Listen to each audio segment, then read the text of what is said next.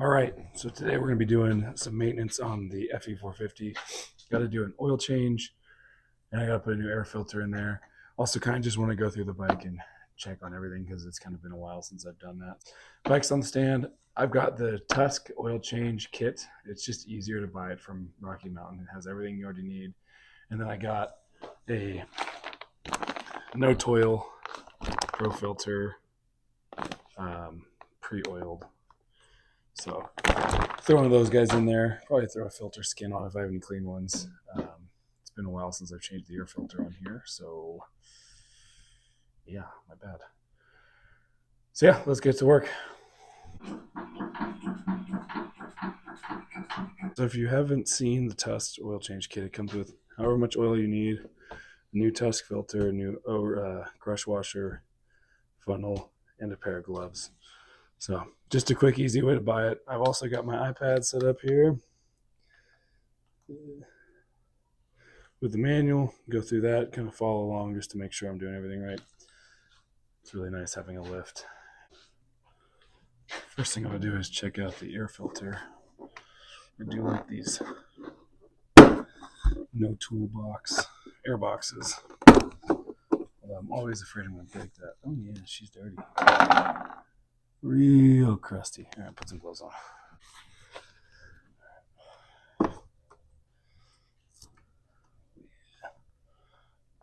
Rusty.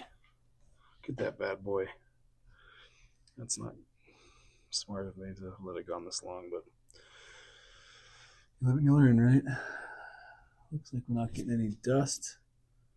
Maybe a little bit down there. Looking down the throttle body of the intake, it looks nice and clean, so happy with that. There's some oil down there though. That's interesting. Yeah, it's oil. Weird. Okay. Grab a rag. Just wipe this out.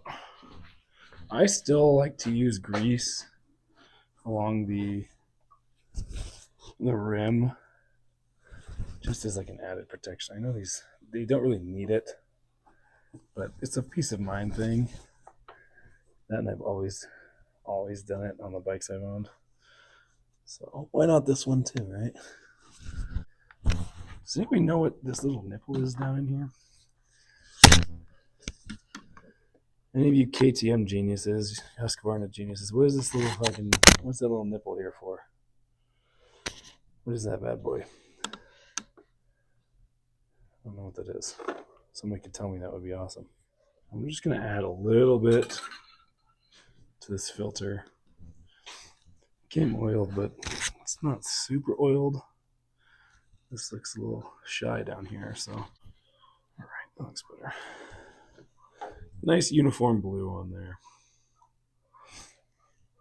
All right, you guys are sitting on my box with my grease in it, so you guys are going to move. I was just used some old white lithium. It's a nice bead around the edge.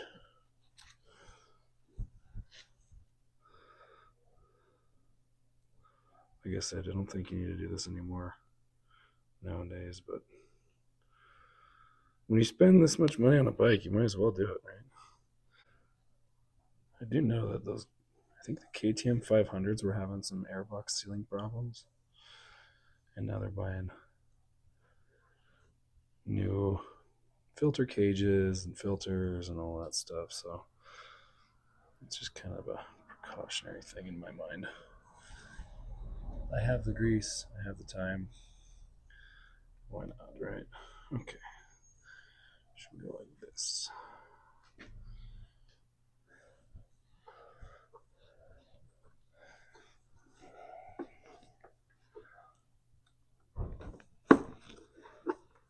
All right, cool. Step one, done. Start this up, get the oil warm. Start pulling things off to get the oil changed. So this bike takes 1.2 quarts. I found that it's easier to use one of these big measuring cups to measure out 1.2 liters and then just soak the oil filter in that. Instead of tilting the bike over, pouring a third of the oil in through the oil filter hole It's easier just to pour it on here, throw the filter in here, let the filter soak, throw the filter in the bike, in the engine, and then pour this down the regular fill hole.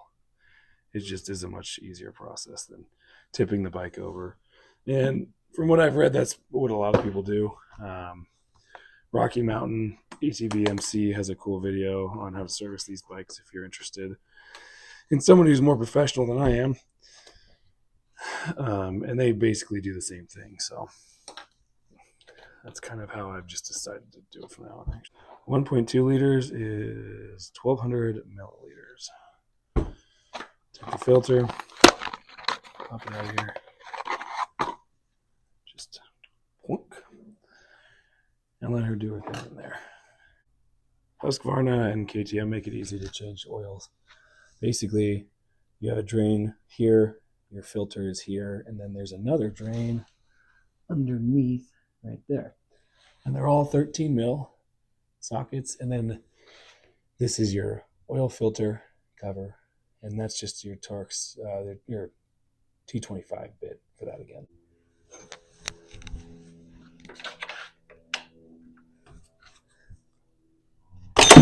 Whoa, that was aggressive.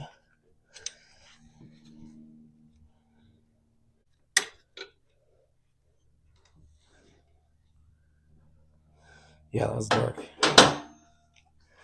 It's about 8 hours worth of riding, so I think I need to start doing it a lot more often than at 8 hours, because that is pretty darn black.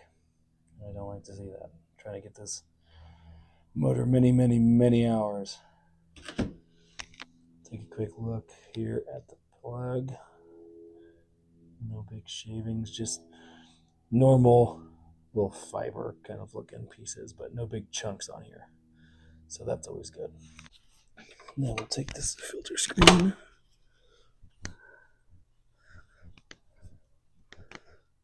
Okay. Now I don't quite get the double filter screen. I'm not gonna lie, that's new to me. Got some little stuff on there. Some small little specks, but nothing crazy.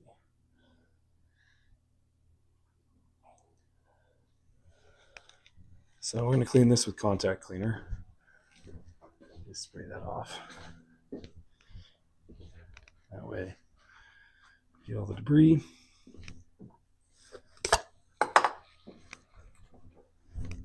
You guys stay there. I'll be right over here.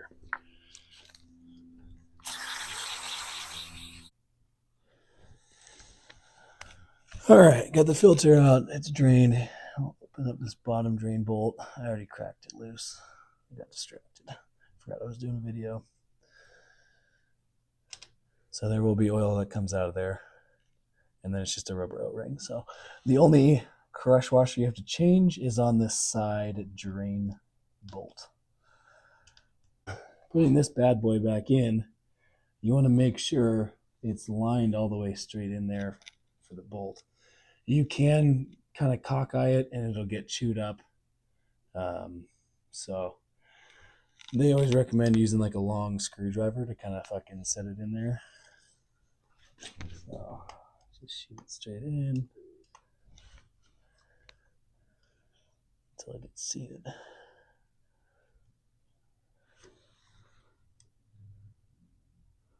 Just like that. Get that snug down. Sorry, that was loud probably.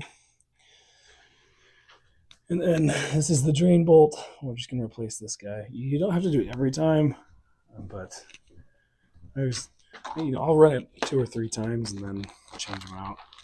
Just because they they do crush, right? And so they can get deformed. And if it's not, it has a chance to not seal, is I guess what I'm trying to fucking say. Get that guy in there.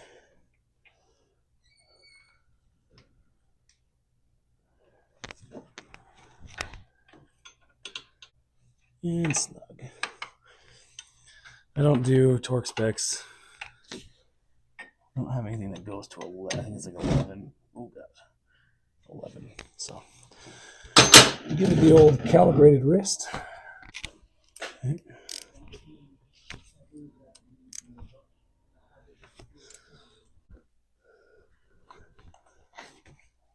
I kind of just twist it and then pull. There we go. And now you'll see filter is sitting there, and there's no real good way to grab it. So you can use the $50 KTM tool, or you can just use a pair of needle nose and just be real smart with it.